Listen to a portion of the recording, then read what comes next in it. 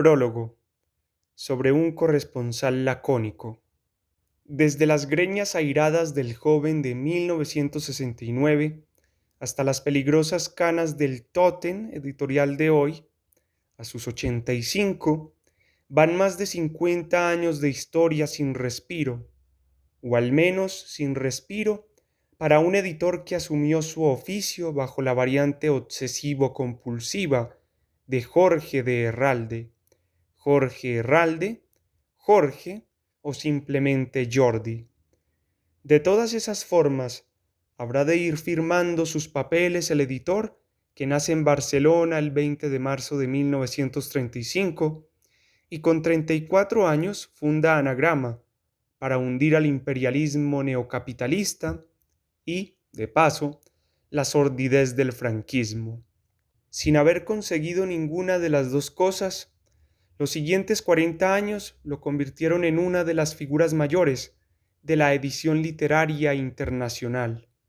El retrato más completo de su trayectoria está en los múltiples catálogos que la editorial ha ido publicando desde 1970 hasta 2019, conmemorativo de los 50 años.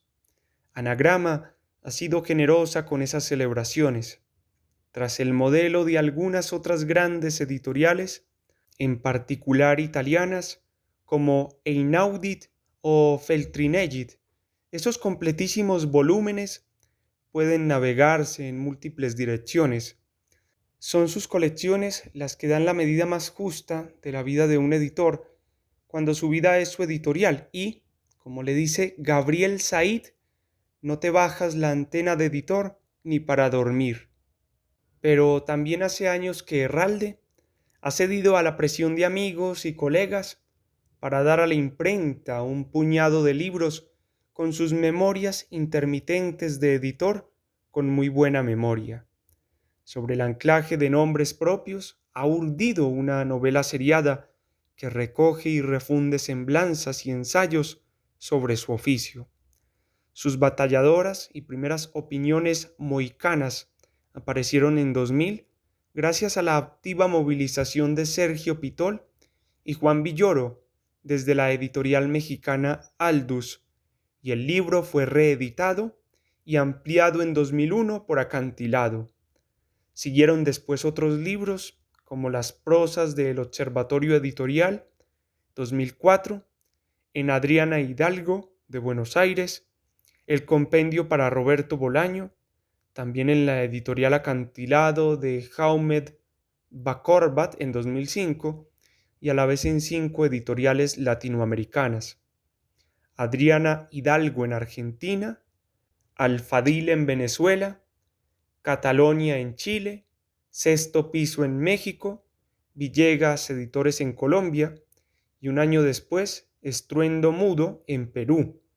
Hay todavía algunos otros, pero los dos últimos han aparecido en la biblioteca de la memoria de su propia editorial, por orden alfabético en 2006 y Un día en la vida de un editor en 2019, con inmediata reedición revisada y ampliada, sin que desde entonces haya dejado de escribir sobre autores, editores y amigos. Esta colección de cartas los ha tenido en cuenta a menudo, pero ni los sustituye ni compite con ellos. La memoria literaria de Herralde está en esos volúmenes. Lo más parecido al diario del editor está en este, su historia íntima. Por embarazosa que resulte la afirmación en estas primeras páginas, Anagrama ha sido desde mi punto de vista la mejor editorial literaria de la democracia en España. Jorge Herralde logró cuajar en cada una de sus sucesivas etapas el equilibrio delicadísimo entre un tentativo instinto apocalíptico y una sólida vocación integrada, y retomo a conciencia una afortunada acuñación de Humberto Eco de los años 60. Ha adelantado la mirada insubordinada sobre su tiempo a través de la narrativa, el ensayo y el periodismo, y ha fomentado a la vez la conexión vital, cómplice y hedonista con él. En cada tramo de estos 50 años, Herralde encontró a los autores, los títulos y las colecciones que sustanciaron los cambios y las inflexiones sin renunciar a un mundo mejor desde el mejor oficio del mundo, como decía Javier Pradera, y cree también Jorge Herralde, contribuirá a hacer la vida más vibrante, más jovial y menos resignadamente conformista de lo que había sido costumbre en la cultura española letrada. Esa es la auténtica revolución que Herralde empezó a proyectar y difundir cuando la editorial cumplía su primera y peligrosa década, al borde de la quiebra entre 1978 y 1979, y cada vez más distante ya del ensueño de otras revoluciones que tanto él como un buen puñado de colegas habían predicado hasta entonces. El joven ingeniero recién licenciado en los primeros 60, pese a frecuentes escapadas diurnas y nocturnas a distintos locales de las Ramblas, siguió los pasos de los vástagos de la burguesía e ingresó en la empresa familiar M. Stiegler y Head de Herralde, en la calle de San Adrián, integrada en refinerías e industrias metalúrgicas CA desde 1944. El negocio arrancaba de los años 30, cuando su padre, Gonzalo de Herralde López Grado, nacido en Barcelona, su abuelo nació en Madrid y su bisabuelo en un caserío de Navarra, ingresó como gerente en una empresa metalúrgica fundada en la ciudad con dos socios alemanes que abandonaron España al estallar la guerra. Su padre fue reclutado por la Generalitat Republicana para el comisariado de armamento, mientras la fábrica era colectivizada, como sucedió con tantas otras durante la guerra. Pero estuvo poco tiempo lejos del trabajo. La catastrófica deriva de la empresa obligó a restituirle en el cargo para reorientarla eficazmente y, ya terminada la guerra, regresó también uno de sus antiguos socios, Manfred Stiegler, con quien la refunda en 1941. Según un informe inglés de esos años, accesible en la web, Gonzalo de Herralde es apparently Spanish y su aportación a la empresa se eleva hasta 2 millones y pico de pesetas, que equivalían a casi el 50% del capital. Muchísimo dinero en plena posguerra, mientras Stiegler se encarga del trabajo de despacho como hombre de escasa sociabilidad y severamente monosilábico. En palabras de Herralde, su padre asumía la cara pública de la empresa, bien en la Mutua Metalúrgica de Seguros, el SEAN, Centro de Estudios y Asesoramiento Metalúrgicos, en otras numerosas sociedades vinculadas al gremio y en frecuentes viajes a Madrid, al Hotel Palacet, naturalmente, para los imprescindibles contactos con el poder. Para entonces uno de los más próximos y duraderos amigos de Gonzalo de Herralde había fundado ya en Barcelona el sindicato vertical, Enrique García Ramal, que ingresó en Falange durante la guerra y más adelante fue hombre de confianza del gobernador Correa Beglison, además de procurador en las cortes franquistas durante los siguientes 30 años. Fueron habituales las reuniones de los dos matrimonios, Gonzalo de Herralde y la madre de Jorge, Cecilia Grau Roth, por un lado, y Enrique García Ramal y su mujer, Carmen López de Jarot, de una aristocrática familia de San Sebastián, por otro. En 1969, Franco nombra a Enrique García Ramal ministro sin cartera y 4 años después lo nombra ministro de Relaciones Sindicales bajo el breve gobierno de Luis Carrero Blanco. Su franquismo se prolongaría todavía hasta hacerlo cofundador de la Fundación Francisco Franco en 1976. Gonzalo de Herralde estuvo también muy vinculado profesional y amistosamente a Metales y Platería Rivera, una muy importante empresa catalana. Joan Balbet yerno del viejo Rivera y fundador y directivo de Òmnium Cultural, le pidió su ingreso en el mismo y él aceptó sin énfasis para apoyar a su amigo. Como en tantas otras familias, la política era en aquella casa tema tabú, y su padre incluso lo exhibía como seña de identidad. Pero nada de eso impidió la distancia del joven Herralde del conformismo conservador en el que creció, mientras la relación con su padre, al que considera una persona muy generosa con familiares y amigos, fue básicamente cordial. Con su madre fue gélida desde su primera infancia y siguió siéndolo después por su talante autoritario e intransigente. Jorge despacha este capítulo diciendo que tenían naturalezas espirituales diferentes y pone un punto y aparte. Con su madre y su hermana mayor, Ceci, Herralde pasó la guerra civil en Caldes de Montbuit. Recuerda los caballos, los llamados machos, perros y libertad. Años después, una amiga de la madre de aquellos tiempos rememoraba una trifulca en la que Herralde niño, enfadado, se tiró al suelo sin que su madre pudiera levantarlo, mientras ella le decía, «Han aspet as fettar», y seguramente era verdad. Su tío materno, Felip Grau Roig, ingeniero, periodista y autor de un libro sobre el Cairo que Herralde aprecia, era otra cosa. Estuvo exiliado en Lyon al acabar la guerra con su hijo y dos de sus hijas, que fueron regresando a Barcelona poco a poco. Él solo pudo hacerlo 10 años después, cuando Gonzalo de Herralde consiguió que desapareciera la peligrosa ficha de rojo separatista. Había sido cofundador de Estat Català y Esquerra Republicana, y hombre de confianza de Francesc Macià, presidente de la Generalitat de Catalunya, y de Ventura Gasol, conseller de Cultura, y padrino de Esther Grau, hija de Felip. El Jorge adolescente lo conoció a su regreso a Barcelona. Para él tenía entonces un aire mítico, como un viejo idealista derrotado y desengañado.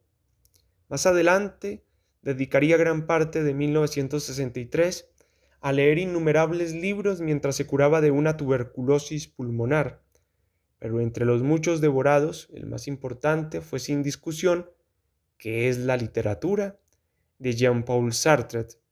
Le cuenta a Vargas Llosa en una carta de 2014. Ese ensayo le ayudó a identificar con precisión su malestar con el entorno político y familiar y, en suma, le hizo adquirir una conciencia política fundamental y la consiguiente mala conciencia adosada. Tenía entonces 22 años y lo habría leído antes o después de subirse al caballo para participar en una de las muchas competiciones de salto que ganó en el refinado club de polo barcelonés. Las extrasístoles que le asaltan desde la juventud y que no le han abandonado, como una costumbre más, hasta que dejó de fumar de una forma inmoderada años después, tampoco le impidieron ganar el equivalente al campeonato de salto de Cataluña, la Copa Ganadores. Herralde sigue hoy casi seguro, en la misma carta a Vargas Llosa, de que sin «¿Qué es la literatura?», no habría tomado la decisión, tan anómala en mi entorno, de empezar mis intentos editoriales. Cuando el estudiante de último año de ingeniería anunció en casa que quería ser editor, la consternación fue cósmica, pero el Cristo no llevó al drama familiar y Herralde se incorporó, como debía, a la fábrica, sin que se disparasen los peores demonios y sin dejar de fantasear con una editorial de temas políticos y sociales con su amigo Jorge Argentet. Hacia 1960 llegaron incluso a recabar la asesoría de Enrique Tierno Galván, entonces catedrático criptosocialista y director de una importante revista y una importante colección en la editorial Tennos. Pero todo quedó en nada. La larva seguiría creciendo alimentada de numerosas lecturas compulsivas halladas en casa y fuera de casa, desde Kafka hasta Faulkner, desde Hemingway, Aldous Huxley o Scott Fitzgerald hasta Hermann Hesse, el gran Chesterton o el humor de Wodehouse en las populares ediciones de José Janés, desde un imborrable hambre de Kun Hassun hasta las memorias de Hadrian de Marguerite Yourcenar, en una edición francesa de bolsillo en los 60, propiedad de Gilles de Viedma, y que los amigos nos pasábamos reverencialmente de mano en mano. Pero el amor verdadero, el amor faut, se lo habían llevado ya Sartre y Camus, especialmente la Nausset y Étranger, casi faut por la condición humana, de André Malraux, hasta transitar de la mano de la biblioteca breve de Seix Barral por el Nouveau Roman sin dolor y con cierta, digamos, perversa y persistente atracción por Robert Grillet.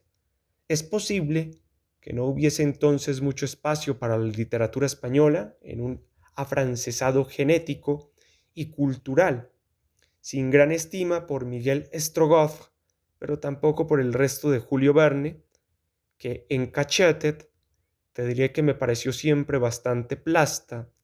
Todas estas lecturas se las está contando Rafael Shirves en un email raramente confidencial de 2011, pero sí por Mark Twain, por Ridmal Crampton y por Wodehouse.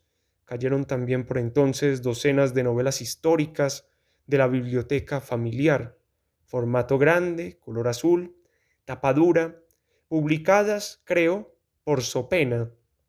Yo también recuerdo ahí un Ivanoet hipnótico, con obras de Suet, Dumas, Hugo y Walter Scott, aunque apenas volvió al género después.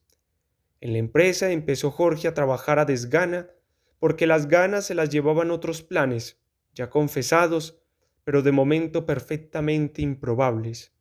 De un momento a otro tendría que mutar la larva que había ido creciendo en este exquisito y joven burgués, y el amor faut por Sartre y Camus derivó en el proyecto de editar sus obras completas a precios exorbitantes con el fin de eludir a la censura. La estrategia pudo haberla aprendido tanto de la edición literaria catalana, con los caros y gruesos tomos de clásicos de la editorial Selecta, como de la práctica editorial de José Janés, a quien conocía desde muchacho. Lo había visto en casa de su amigo de infancia Carlos Durán, como había visto también allí a José Manuel Lara, el fundador de Planeta, porque el padre de Durán encuadernaba libros para ambos editores, aunque Herralde nunca los vio juntos.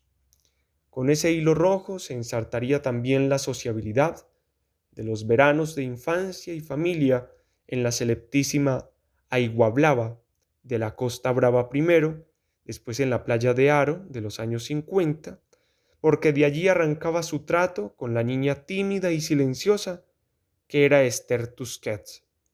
El reencuentro adulto tuvo lugar años después, hacia 1964 o 1965, en una cena celebrada en la mesa de la Mariona en Carl Steven con su amigo Jorge Argente y la amiga de Esther Tusquets, Vida Osores. Esther acababa de refundar Lumen con una colección de fotografía y una colección literaria. De ahí nació, además de una larguísima amistad, la breve pareja Argente y Tusquets, pero también la oportunidad de que Lumen amparase el menos nebuloso de los proyectos editoriales de Herralde.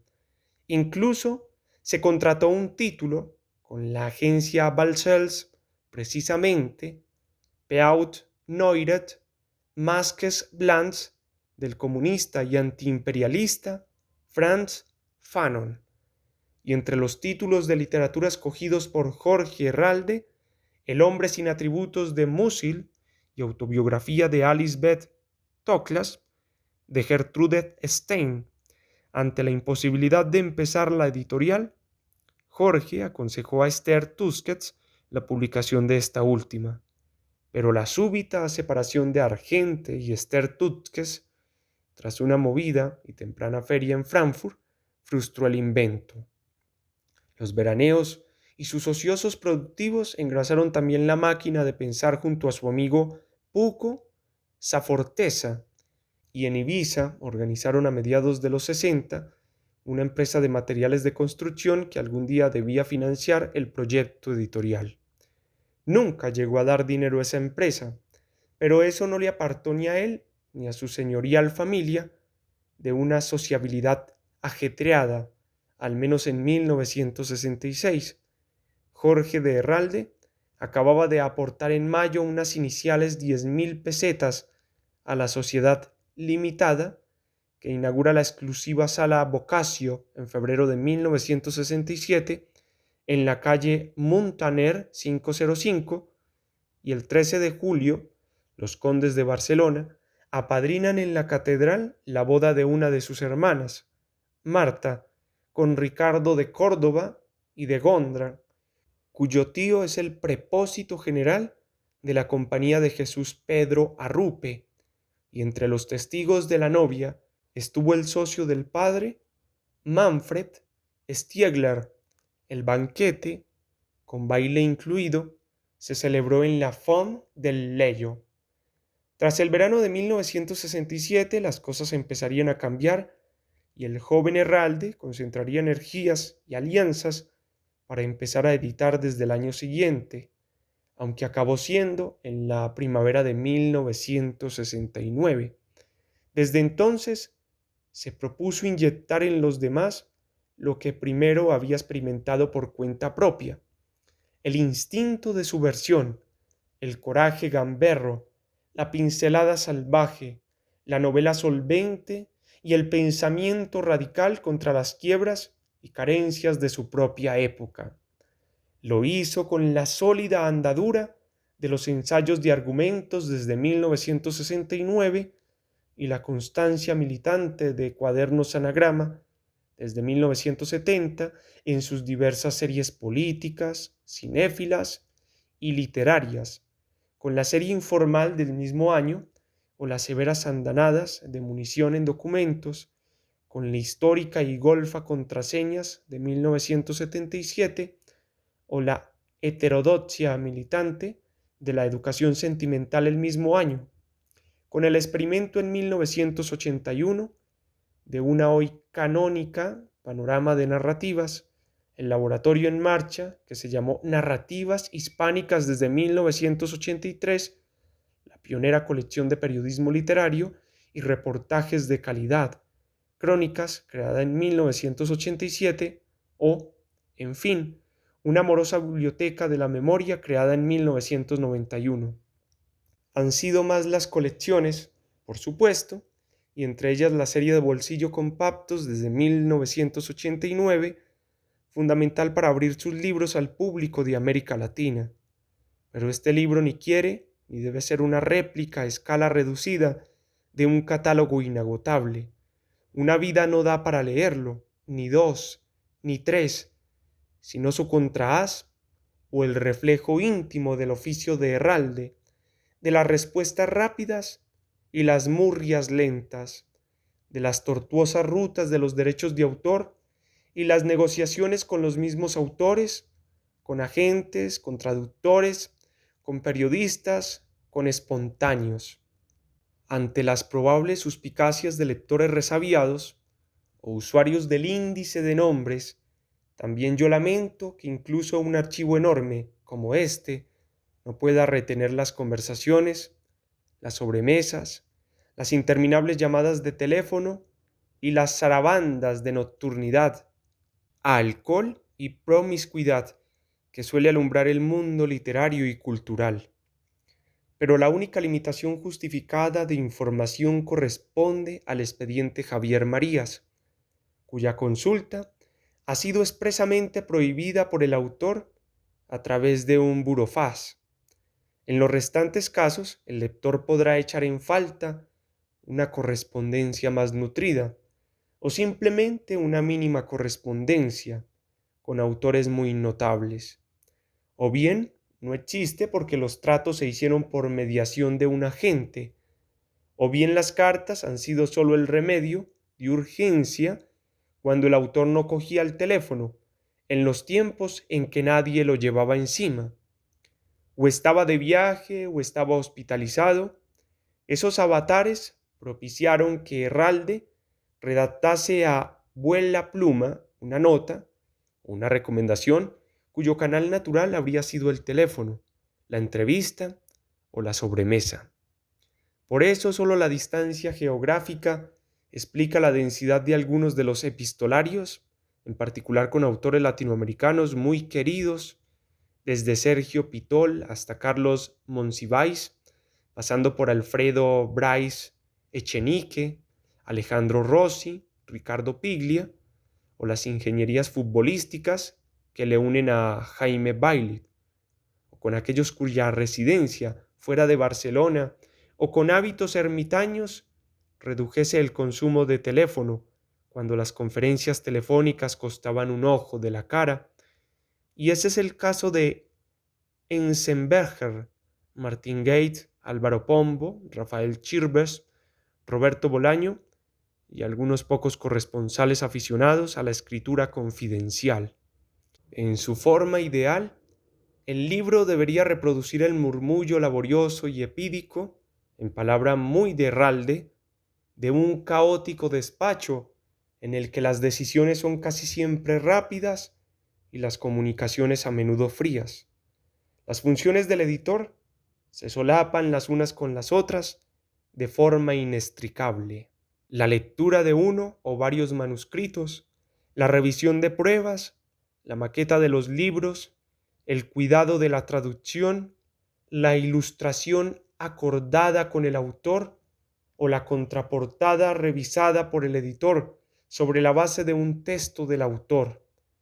De esa ingente correspondencia generada por la editorial, este libro incluye solo la pequeñísima parte que sucesivas cribas han acabado decantando. Un puñado de cartas expresivas y vivaces, amistosas o enconadas, batalladoras también. Las numerosas citas, entreveradas en los prólogos de los capítulos, proceden en su inmensa mayoría de los papeles descartados para ofrecer así la anatomía de un editor a través del autorretrato atomizado en estas y sus otras cartas, sus enfados y sus exaltaciones, sus protocolos para devolver manuscritos y sus maniobras de precisión sobre los medios, sus rivalidades con otros editores y sus fricciones con agentes literarios, y sobre todo las más enconadas, con mucha diferencia, con una, Carmen Balcells. También he insertado entre corchetes los títulos incompletos de obras o nombres de autores, pero lo hago solo cuando el libro acabó publicado en anagrama, con la indicación del año de la primera edición. En todos los casos se han enmendado erratas y errores en los nombres y títulos u otras imperfecciones del texto manuscrito o de la copia mecanográfica conservada en el archivo, particularmente en la primera época. En esa etapa militante, pobre y artesanal, en el más artesanal sentido de la palabra, las cartas se escribían a toda prisa y las erratas fueron una plaga sin freno. La mejor, con mucha diferencia, delata de forma transparente la obsesión política de la primera época. La importante editorial londinense Jonathan Cape deja de ser Limited para ser Milited. Desde 2000 la correspondencia en el archivo se adelgaza y recanea hasta casi la extinción. Tampoco hay gran misterio. La universalización del correo electrónico cambió las reglas del juego y un accidente informático destruyó una parte de esa correspondencia digital. De hecho, la clasificación del archivo de los últimos años sigue en marcha hoy, pero había otras razones suficientes para terminar el libro al borde del fin del siglo, justo cuando empieza Herralde a ofrecer su propia crónica de anagrama. En julio de 2000, y gracias a los prodigios de la técnica, ha enviado por email la primera remesa de artículos a Sergio Pitol para componer sus opiniones mohicanas. También algunas muertes prematuras y dolorosas, como las de Carmen Martín Gate y Terence Mois en 2000, o las de Manuel Vázquez Montalbán y Roberto Bolaño en 2003, acabaron con algunos hábitos felices, pero no hurtaron a la editorial su crónica mezcla de excitación literaria y jovialidad expectante.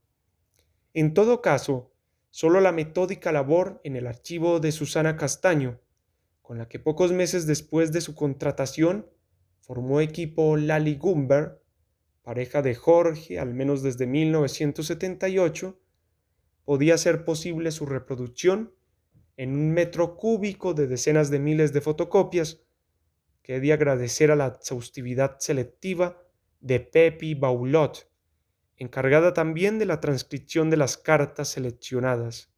Las traducciones del francés y el inglés corresponden respectivamente a Isabel Obiols y Mauricio Bach, y las cartas originales las encontrará el lector al final de cada capítulo.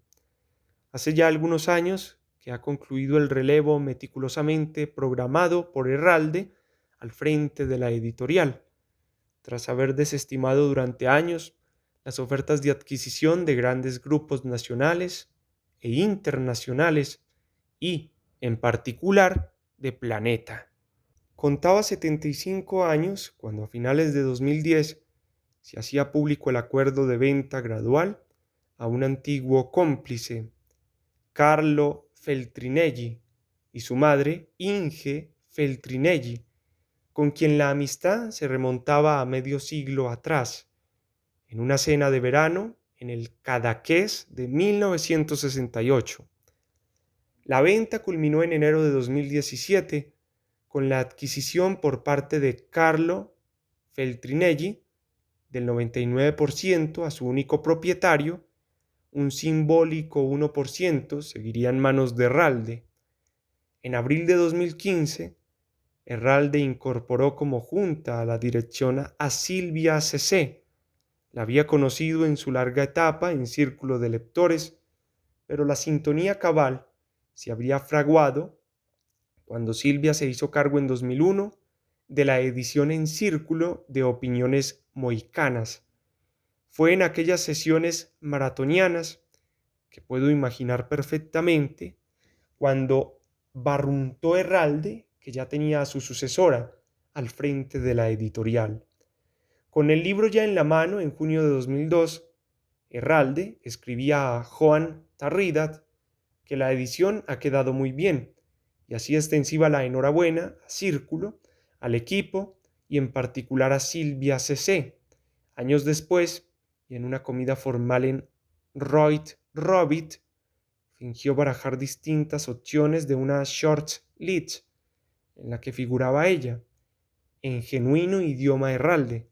Pero no era verdad, la decisión estaba ya tomada, y, tras la prescriptiva aprobación del Consejo de Feltrinelli en un viaje a su sede en Milán, Silvia Cesed asumió la dirección editorial de Anagrama en enero de 2017. Herralde preside desde entonces el Consejo de Administración de la editorial. En los últimos tiempos, el bastón ha acompañado algunas veces los desplazamientos de Herralde fuera de casa o de la editorial, porque una mala caída le obligó a una rehabilitación lenta, irritante e impacientísima. Fue retransmitida poco menos que en directo por varios medios, dada la popularidad de Herralde en estos años, seguramente culminada con la conmemoración en Barcelona del medio siglo de la editorial en septiembre de 2019. Podía parecer que en el Principal de la calle Provenza viviese Herralde, la última fiesta de Boccaccio, 50 años después, y con el paisaje literario, político y empresarial actualizado, desde una alcaldesa encantada con la fiesta hasta escritores, editores, críticos, periodistas y agentes llegados de múltiples lugares del mundo. Quizá por eso tuvo mucho de festivo autohomenaje en vida, que es más divertido y razonable que cualquier homenaje póstumo. También sigue siendo Herralde magnífico comensal, al menos hasta un mes y pico antes del confinamiento, cuando nos reunimos para almorzar en Igeldot, para tumultuoso alborozo mío, Herralde y Lali Guber, Silvia Ceset y Pepi Baulot, esta vez sin Isabel Obiols. El propósito indisimulado era fijar fechas, plazos y maneras para este libro que termino ahora, pero el mensaje central llegó cifrado en el susurro hierático y zumbón de Herralde. Preferiría que no fos póstum. La causticidad empieza antes de sentarse a la mesa, con el abrigo puesto y a punto de desprenderse del bastón con liberadora brusquedad. Pone entonces a funcionar una memoria de impactante exactitud y también propende a la fulminante defensa de su turno de palabra si lo siente asaltado por la hipnótica narración oral de Lali, que a su vez pelea por su turno en un ten con ten entrenadísimo. Su memoria es tan buena y tan malévola como la de Herralde, y su aptitud para la causticidad ha de nacer a la fuerza del entrenamiento que ha vivido esta pareja en los últimos 40 y tantos años. Casi siempre calla Herralde cuando habla Silvia Cecé. Los dos propenden a modulaciones bajas de diapasón, sin visible estado de alerta ni prevención alguna en Herralde, con una suerte de pacífica conformidad a salvo de peligros. A Herralde los pesares, las deslealtades o los agujeros negros le acuden con la misma naturalidad que los múltiples momentos felices de su historia editorial, sin riesgo alguno de incurrir en el tontísimo narcisismo o la fanfarrona vanidad, porque nunca, o casi nunca, ha fallado su soberana socarronería levemente altiva. Hoy sigue acudiendo a diario a su luminoso despacho, con el desorden ordenado de su misma mesa de siempre desde 1987, y ahí ha seguido enviando notas, notitas, papeles y papelitos, casi siempre vía mail, a colaboradores, autores y amigos. Por eso la supervisión a distancia de Silvia Ceset y la vigilancia británica de Jordi Herralde ha sido primero condiciones naturales para armar esta correspondencia y después gratificantes compensaciones. Ninguno de los tres hemos renunciado a nada, al menos en público. Todos sabemos que Herralde se morirá con un manuscrito sobre las piernas y un boli en la mano para subrayar esta expresión feliz o anotar el guión de un mail pendiente. Al autor o autora le arreglará el resto del día, o le hará feliz por una temporada, o le quitará la gripe de golpe, como se la quitó a una joven escritora en enero de 2018, tras enviar la respuesta a un manuscrito suyo. En el avión de vuelta a Barcelona, Herralde ha tomado nota de unas acotacions molt menors de estilo en página 3, en página 6, en página 8, etc., junto a otras notes que vaig prenderet. Servirán para ofrecerle una descripción general, un libre singular, una valoración específica en va agradar forcat vesper hom, la admiración por su inexorable mallorquí y el inventario que tanto ha gustado siempre a Herralde de frases destacables en un manuscrito disfrutado, exprimido, apurado hasta el final y solo con una levísima concesión a la melancolía. Hatz ha acabat, quina pena. J. G. Maya de Moncal, mayo de 2020.